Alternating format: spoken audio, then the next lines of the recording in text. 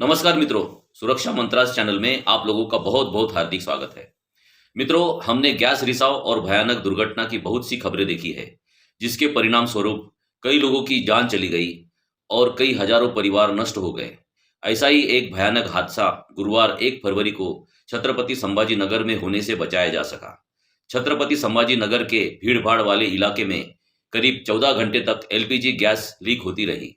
पूरा शहर गैस की चपेट में था, लेकिन पुलिस, स्थानीय प्रशासन और फायर ब्रिगेड की त्वरित कार्रवाई के कारण स्थिति नियंत्रण में आ गई और छत्रपति संभाजी नगर में एक बड़ा हादसा टाला जा सका। आखिर यह हादसा कैसा हुआ और प्रशासन ने नागरिकों को इससे बचाने के लिए कैसे सफल प्रयास किए? आइए देखें 14 घंटे में संभाजी नगर में क्या हुआ। इस वीडियो में इसे विस्तार से जानेंगे और देखेंगे। मित्रों, मुंबई से हिंदुस्तान पेट्रोलियम कॉर्पोरेशन लिमिटेड का टैंकर MH43BT 5902 छत्रपति संभाजी नगर के चिकल थाना MIDC जा रहा था। गुरुवार 1 फरवरी को सुबह लगभग 5 बजे यह टैंकर जालना रोड पर सिडको फ्लाईओवर के पास आया। वसंतराव नाइक कॉलेज के सामने यह फ्लाईओवर सुबह के शुरुआती घंटों में बहुत व्यस्त नहीं था। पुलिया चढ़ते समय ड्राइवर फिरदौस अहमद ने टैंकर से नियंत्रण खो दिया और टैंकर उड़ान पुल के डिवाइडर से टकरा गया। अब आप कहेंगे कि घाटियों में आए दिन ऐसे हादसे होते रहते हैं, लेकिन इस हादसे में खतरनाक बात यह थी कि जो टैंकर डिवाइडर से टकराया था उसमें एलपीजी गैस थी, जो हमारे घर में जलती तीली लगाते ही आग पकड़ लेती है। 15 टन एलपीजी गैस से भरे टैंकर की जोरदार टक्कर से निचले भाग में होने वाला वाल्व टूट गया और कुछ ही देर में वहां से गैस रिसाव होने लगा। हादसे के बाद टैंकर के 3 वाल्व में से एक वाल्व फट गया, उसमें से गैस निकलने लगी। गैस के दबाव से कानफोड़ू आवाज होने लगी। वातावरण में हवा में गति के साथ गैस आसपास के इलाकों में फैलने लगी। इस क्षेत्र में Vasantrao Naik college, Shiv Chhatrapati college, Connaught Place, high court और सिडको स्थित है, इसलिए इस क्षेत्र में हमेशा भीड़ रहती है। इलाका भीड़ भाड़ वाला होता है। सुबह के समय भी चहलकदमी होती है। इलाके के लोगों और सड़क से गुजरने वाले लोगों को गैस की बदबू आने लगी, तो उन्होंने इसकी सूचना तुरंत फायर ब्रिगेड को दी। 15 मिनट के अंदर फायर ब्रिगेड की गाड़ी मौके पर पहुंच गई। हादसे की सूचना पुलिस को भी मिली, तो पुलिस की टीम तुरंत पहुंच गई। सबसे पहले टैंकर चालक फिरदौस अहमद को सुरक्षित बाहर निकाला गया। रिसाव पर काबू नहीं पाया गया तो नगर निगम कमिश्नर, कलेक्टर और पुलिस कमिश्नर को हादसे की जानकारी दी गई। जैसे जैसे सूरज उग रहा था, इस गैस रिसाव की सूचना क्षेत्र में हवा की तरह फैल गई और क्षेत्र के नागरिकों में भय का माहौल बन गया। गैस रिसाव को रोकना, लोगों की जान बचाना और नागरिकों के बीच बनी दहशत की स्थिति को नियंत्रित करना पुलिस प्रशासन और यहां तक कि फायर ब्रिगेड के सामने भी यह बड़ी भयंकर चुनौती थी। लेकिन उन्होंने चुनौती को स्वीकार की और सुबह 6 बजे के बीच ऑपरेशन गैस कंट्रोल शुरू किया। छत्रपति संभाजी नगर पुलिस आयुक्त मनोज लोहिया, उप आयुक्त नितिन बगाटे, नगर निगम आयुक्त जी श्रीकांत, अग्निशमन अधिकारी शिवाजी जवंजाल और प्रभारी कलेक्टर अरविंद लोखंडे ने मौके पर पहुंचकर युद्ध स्तर पर काम शुरू किया। जिस सड़क पर दुर्घटना हुई वह जालना रोड, जो शहर की मुख्य सड़क है। इस सड़क पर बहुत ज्यादा ट्रैफिक होता है, इसलिए सबसे पहले इस सड़क के दोनों तरफ के ट्रैफिक को रोककर दूसरी तरफ डाइवर्ट किया गया। जिला प्रशासन ने आईपीसी की धारा 140 के तहत कर्फ्यू का आदेश जारी किया। CIDCO M3, M4, Connaught palace के निवासियों से तत्काल घरेलू गैस बंद करने का और किसी भी तरह की चिंगारी या आग का कार्य पर प्रतिबंध का अनुरोध किया गया। क्षेत्र में बिजली की आपूर्ति भी काट दी गई।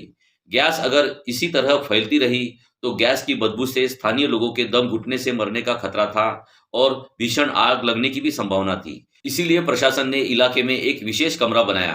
प्रशासन यह सब काम उसी गति से कर रहा था जिस गति से गैस हवा में फैल रही थी। नागरिकों को सुरक्षित करने के बाद सबसे बड़ी चुनौती गैस रिसाव को रोकना था। फायर ब्रिगेड की करीब 70 गाड़ियां टैंकर पर पानी बरसा रही थी, लेकिन फिर भी गैस रुक नहीं रही थी। दोपहर 1 बजे तक सूचना मिली कि टैंकर में करीब 3 टन गैस लीक हो गई है। चूंकि संभाजी नगर में एनडीआरएफ की कोई स्वतंत्र इकाई नहीं थी, इसलिए सुबह 9 बजे एनडीआरएफ की एक टीम को पुणे से बुलाया गया था। लेकिन इस टीम के पहुंचने का इंतजार करते करते दोपहर होने वाली थी। चूंकि वे इसे वहन नहीं कर सकते थे, इसलिए प्रशासन ने तुरंत कार्रवाई शुरू कर दी। एचपीसीएल के अधिकारी मौके पर पहुंचे। दुर्घटना का निरीक्षण करने के बाद उन्हें एहसास हुआ कि केवल पानी के फव्वारों से गैस रिसाव नहीं रुकेगा, तो सबसे पहले हिंदुस्तान पेट्रोलियम के एक विशेष बचाव वाहन को जलगांव बुलाया गया। चूंकि दुर्घटनाग्रस्त टैंकर में मौजूद गैस को इस विशेष बचाव वाहन के बीच से दूसरे टैंकर में स्थानांतरित किया जा सकता था, इसलिए एक अन्य खाली टैंकर को बुलाया गया और गैस को स्थानांतरित करना शुरू कर दिया गया। शाम करीब 6 बजे तक गैस को पूरी तरह से दूसरे टैंकर में स्थानांतरित कर दिया गया। बाद में क्रेन की मदद से दुर्घटनाग्रस्त टैंकर को सड़क से हटाया गया। सड़क को पानी से साफ किया गया और स्थिति नियंत्रण में आई। नागरिकों ने राहत की सांस ली। शाम 7 बजे के बाद जालना रोड पर यातायात बहाल हो गया और स्थानीय निवासी भी अपने घरों को लौट गए। पुलिस प्रशासन, स्थानीय प्रशासन, फायर ब्रिगेड और एचपीसीएल के अधिकारियों के अथक प्रयासों से 14 घंटे बाद ऑपरेशन गैस कंट्रोल सफल रहा। कलेक्टर श्रीकांत और पुलिस कमिश्नर मनोज लोहिया ने राय व्यक्त की कि शहर में गैस रिसाव से बचाव ऑपरेशन का यह पहला ही अनुभव था। उन्होंने यह भी कहा कि पूरे ऑपरेशन के दौरान अधिकारियों को सिस्टम में बहुत सी खामियां भी नजर आई। उन्होंने कहा कि अगर शहर में आपदा प्रबंधन को मजबूत करने की जरूरत है तो शहर में एक अलग एनडीआरएफ इकाई स्थापित करने की जरूरत है।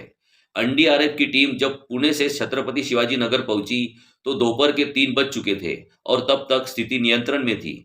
प्रशासन की तत्परता के कारण छत्रपति शिवाजी नगर में यह बड़ा गैस रिसाव हादसा बिना किसी जनहानि के टल गया।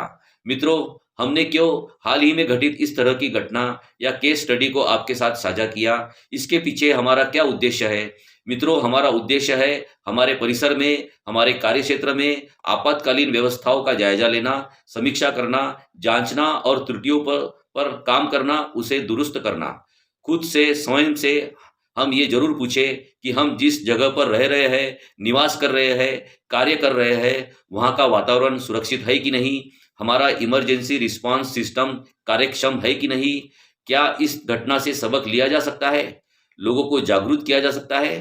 तो मित्रों, इस ओर अवश्य ध्यान देवे और अपने प्रियजनों और साथियों तक इस हाल ही में घटित घटना की जानकारी अवश्य साझा करें।